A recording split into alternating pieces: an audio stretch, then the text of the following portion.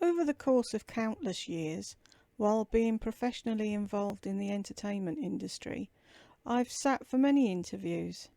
The inevitable question that almost always arises is, what first attracted you to making music?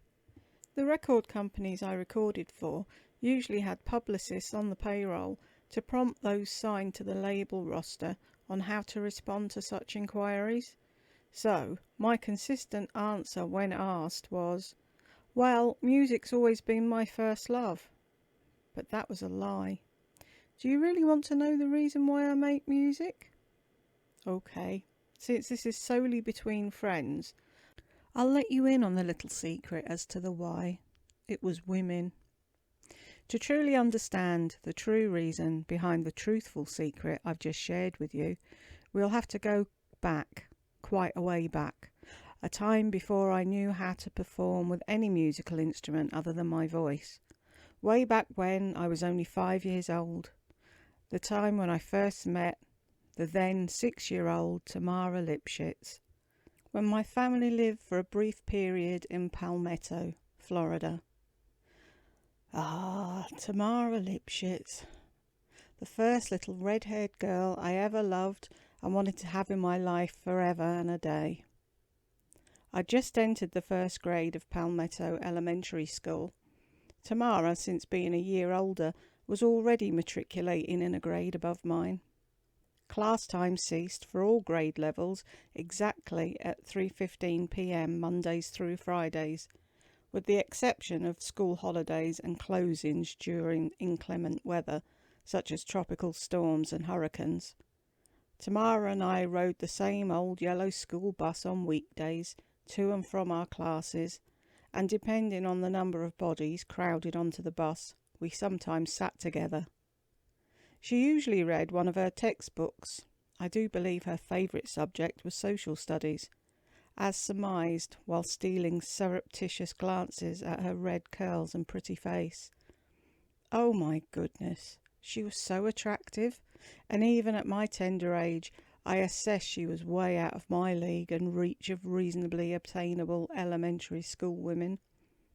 Now, let us here agree to digress.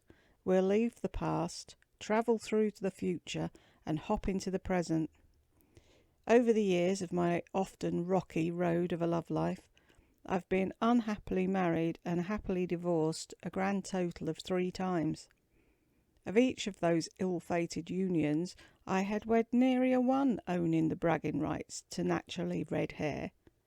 Although all may have had a tinge of some redness in their mane, upon closer inspection, during various intimate activities, none could cut the mustard of being a real redhead.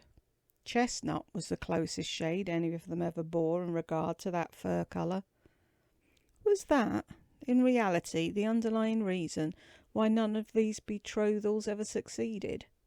No, I guess it's probably that I'm just so darn difficult to live with for very long periods of time.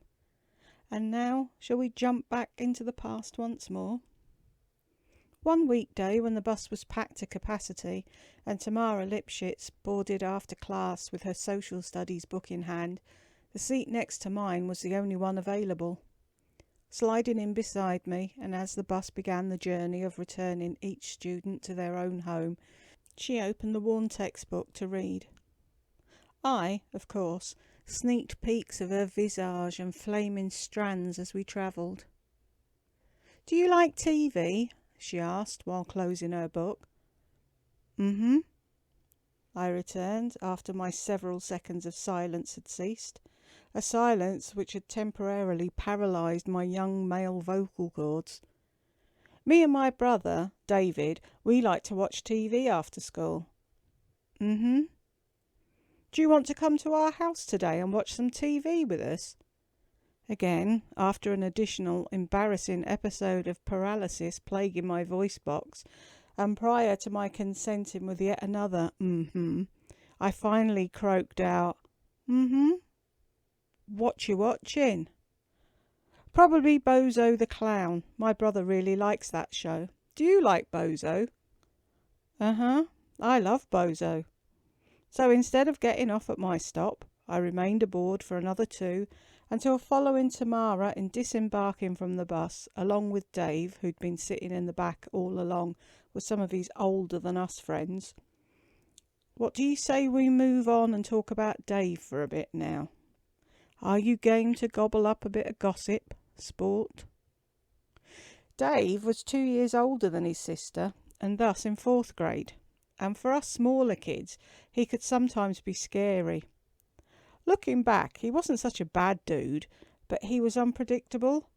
For whatever reason, he seemed to enjoy bumping into smaller children walking through the school hallways between classes and then warning them to watch where they were going. Or, especially when he was with the older boys of his own age, he'd try to trip you or steal your baseball cap if you wore one. Dave also appeared to be overly protective of his younger sister, which in and of itself was not the worst characteristic for an older brother to exhibit. I can remember it as clearly as if it was yesterday, what went down the first time I accepted Tamara's invitation to stop by after school at their house, to melt away our tiny brains for an hour or 2 in front of the old boob tube. Dave, with the authority bestowed upon him by the superiority of age, commanded the remote control during these entertaining encounters. He'd be in charge of switching the set on and off, selecting the channels, and deciding the volume level of whatever we'd watch. In other words, during all those late afternoons, he'd hogged the clicker. Up to this point, I've neglected to comment on the set-in-stone seating arrangement during these collective TV times, when I was invited for viewing by his sister. Dave always sat smack dab in the middle of the sofa, facing the television. Tamara was seated on his right, and I sat a world away from Tamara to his left. This arrangement, much like how he controlled the clicker, was never up for discussion. The older brother seldom left us on our own for a single second during these occasions which I'd come to view as opportunities to attest to my love for his little sister. It was just what it was, and I either had to deal with it or go home, so I dealt with it for as long as I could. I must have been doing something right in my cautious courtship of Tamara Lipschitz, because several times a week she invited me back. On a day when an invitation hadn't been extended, the fair Miss Lipschitz reluctantly explained she had an important social studies exam on the following day, so she'd be forced to study instead. Beauty, brains and self-discipline, all gorgeously residing within the same perfect package, so to speak. This mutual viewing of highly intelligent television programming continued for quite a while. The only problem was it was becoming increasingly frustrating for me to never have any time alone. Time without Dave between us, that is, with my intended love interest. But from the aforementioned frustration I drew my inspiration. I liked to sing, in secret. I'd sing alone in my room in front of a mirror, holding my mother's hairbrush as a substitute for a real microphone.